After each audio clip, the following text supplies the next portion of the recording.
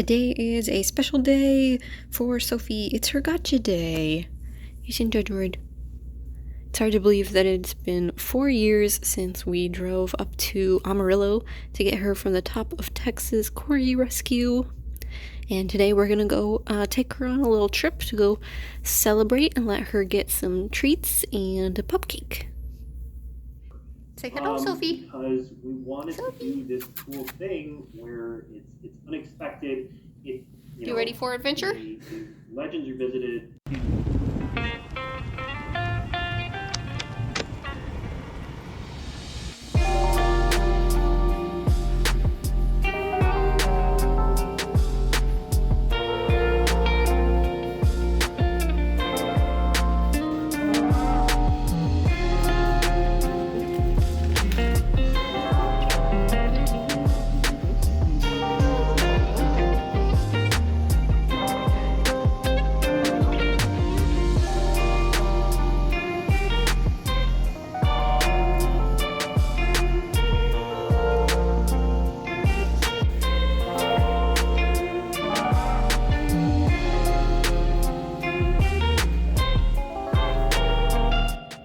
Do you want to look through your bag of goodies?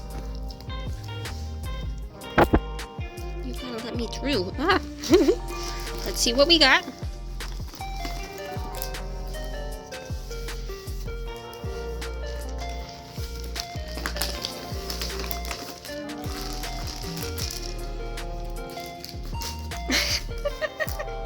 You're stomping all over it. Let's see. Okay, we got some birthday cake Cheetos. Those smell good. We got some cheddar cheese bites. She got a sample of these. Yeah, you like those? And we got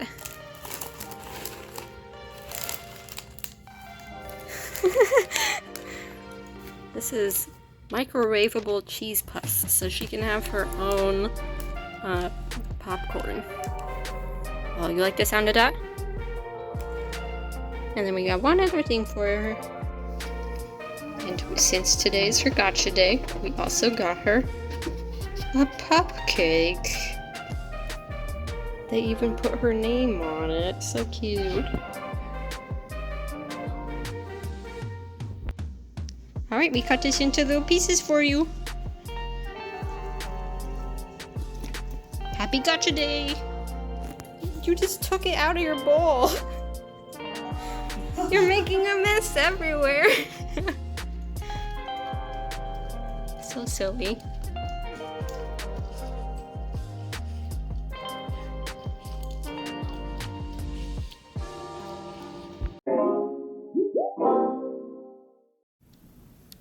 Halloween is less than 100 days away now, and this year I'm building my own decorations inspired by Majora's Mask.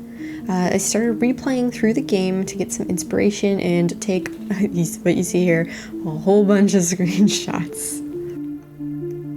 I thought it would be cool to make a graveyard with tombstones inspired by some of the characters from the game. There's actually a few tombstones that I can pull direct inspiration from, like this one here, and then there's others that I have to kind of get a bit more creative with their designs. So this is a really fun project. I love this game. It's one of my favorite, if not my favorite, Zelda game. So let's go ahead and jump into sketching. First up, I'm designing the sign for Ikana Graveyard. This will be a good way to set the stage and add in some extra Majora's Mask references, like this "You've met with a terrible fate, haven't you" quote I just wrote at the bottom. My plan for this sign and all of the tombstones is to transfer the designs to insulation foam, carve them out, apply some weatherproofing, and add paint and texture. This is going to be a long process, but I'll be taking all along every step throughout multiple videos, so I hope you look forward to watching the build process. But first, I've got plenty of sketching to get through. Now, these pillars that hold up the sign are inspired by the pillars you see in Termina Field when you're heading towards Ikana. So I got a better look at them and realized they're actually designed to look like soldiers if you look at them from the right angle. So here I'm just erasing some of the details to update my designs so that they're facing the correct direction once I do build these out.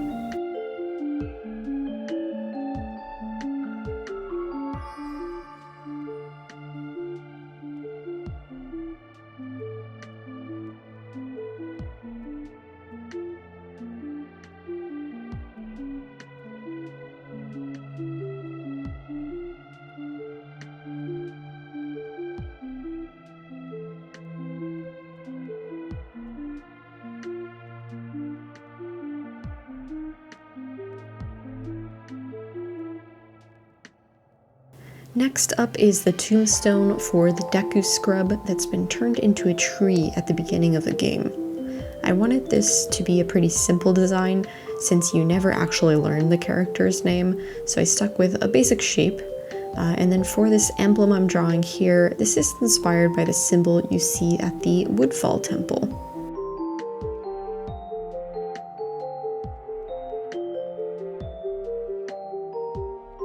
For each of the tombstones, I wanted to have the character's name and then some sort of message relating to that character. So for this one, I went with Lost but Not Forgotten, since it's implied that this Deku scrub is the son of the Deku butler you meet later on, who is looking for his missing son. I thought it would be a nice touch to also have some tree branches sticking up in front of the grave.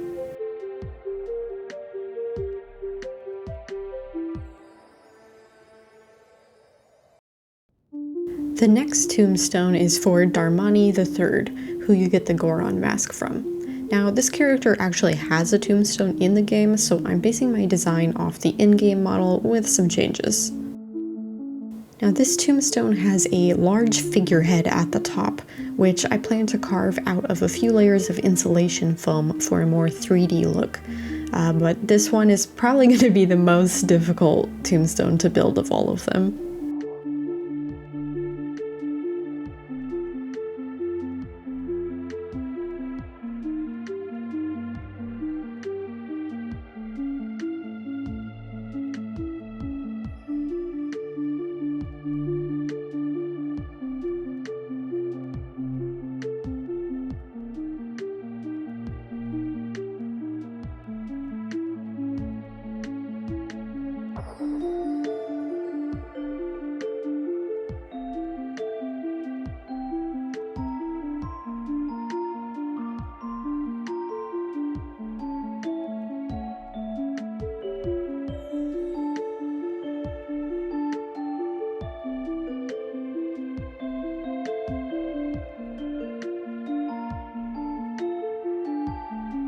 For Darmani's epitaph, I used one of his quotes describing himself when he was alive, and there's still a lot of extra space under the inscription, so I'll likely shorten this design up a bit when I begin build out.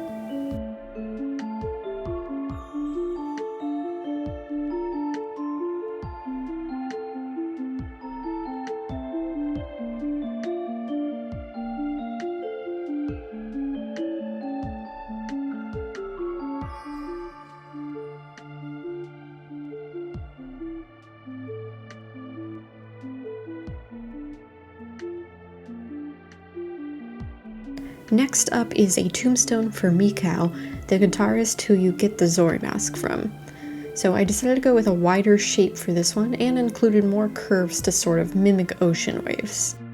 At the top, I'm drawing 3 seashells, which mirror the design over the door to Mikao and Tijo's room in Zora Hall.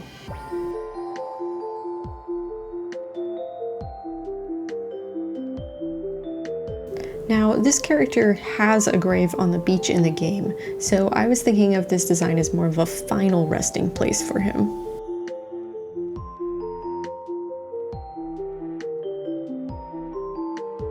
I decided to inscribe the new wave bossa nova on his tombstone, since you learn it from the baby Zoras that he was trying to rescue when he was gravely injured.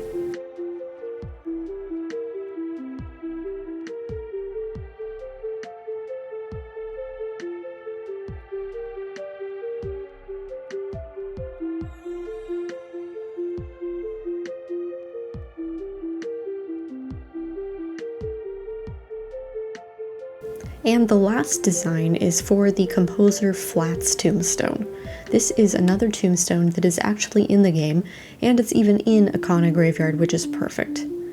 I decided to base this design off of the Majora's Mask 3D version, since it had a little more interesting design compared to the N64 version.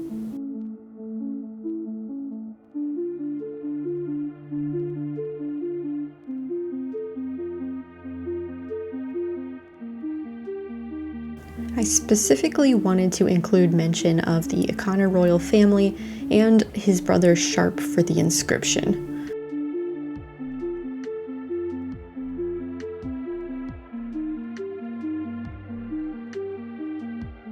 Of course, I also had to add the Song of Storms, which you learn from his tombstone in the game.